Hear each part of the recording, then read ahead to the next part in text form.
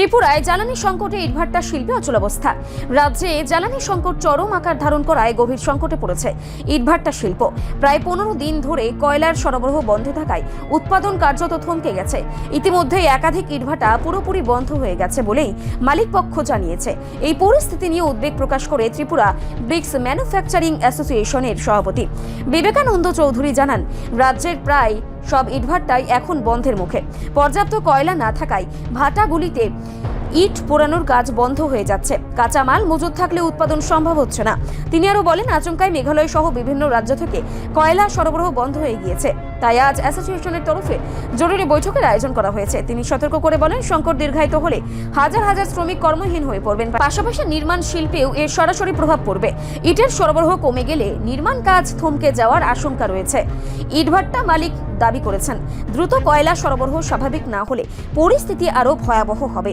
তারা অবিলম্বে রাজ্য সরকারের হস্তক্ষেপ কামনা করেছেন এবং বিকল্প জ্বালানি বা জরুরি ভিত্তিতে কয়লা সরবরাহের ব্যবস্থা নেওয়ার আহ্বান জানিয়েছেন। এই সংকট সমাধান না হলে রাজ্যের শিল্প ও অবকাঠামো উন্নয়ন কার্যত স্থগিত হয়ে পড়বে বলে আশঙ্কা করা হচ্ছে।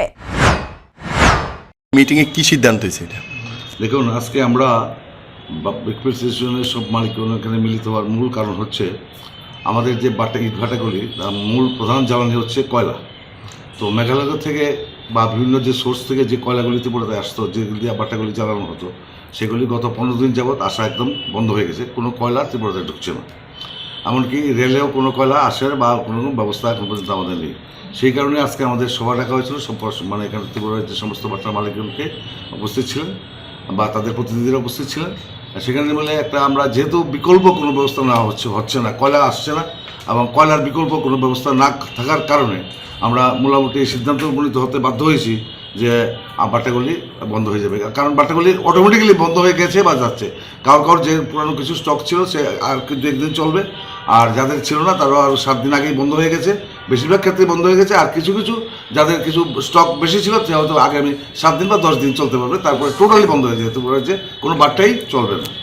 কাজে এটাই আমাদের আজকে সিদ্ধান্ত। কারণ বিকল্প কোনো ব্যবস্থা নাই বা হয়নি, সেই জন্য আমরা নিরুপায়, আমরা বাধ্য হয়ে এটা আমরা করতে হয়েছে বা যাচ্ছি আমরা এই করতে। সরকারের কাছে কোনো আবেদন দিয়েছেন? হ্যাঁ, সরকারের কাছে অবশ্যই আমরা আবেদন করবো, সরকারকে জানাবো যে রেল বা অন্য কোনো পদ্ধতিতে কয়লা আনার জন্য যায় কিনা, সেটা আমরা সরকারকে জানাবো, অনুরোধ করবো। যদি কিছু ব্যবস্থা হয় তাহলে আবার পরবর্তীকালে আমরা আবার জানিয়ে দেবো কি হয়। এটাই টোটাল কয়টা বাট্টা আছে আপনার? 300 বাটা আছে, 300 ইট বাটা আছে। 300, এর মধ্যে ধরুন 280 চলছে। কিছু বার্তা বন্ধ আছে নানান কারণে, আর্থিক কারণে হোক, জ্বালানির কারণে। এবার আরেকটা নতুন সমস্যা হয়েছে। এবার বিহার থেকে মূলত আমাদের যে কারিগররা আসে, মানে এক্সপার্ট যারা আছে, স্কিল লেবার যাকে বলা হয়, ইট তৈরি করা, গ্রিন ব্রিক্সটাতে তৈরি করে, সেটা বিহার ইলেকশন জনিত কারণেই হোক বা যে কোনো কারণেই হোক, এবার ওইখান থেকে অনেক লোক আসতে পারেনি, কারিগররা আসতে পারেনি, যার জন্য ত্রিপুরায় যে ম্যাক্সিমাম বাটায় লেবার স্বল্পতায় ভুগছে, যার জন্য প্রোডাকশন অটোমেটিক কম হয়ে যাচ্ছে। অটোমেটিক কোনো বাট্টা বন্ধ হয়ে গেছে শুধু লেবারের জনিত কারণে, লেবার না থাকার কারণে অটোমেটিকলি বন্ধ। তারপরে এবার তো কয়লার জন্য আরো বন্ধ। এইটাই ব্রিক্সেরও সেল নেই, মার্কেট নেই, ব্রিক্সেরও সেল নেই।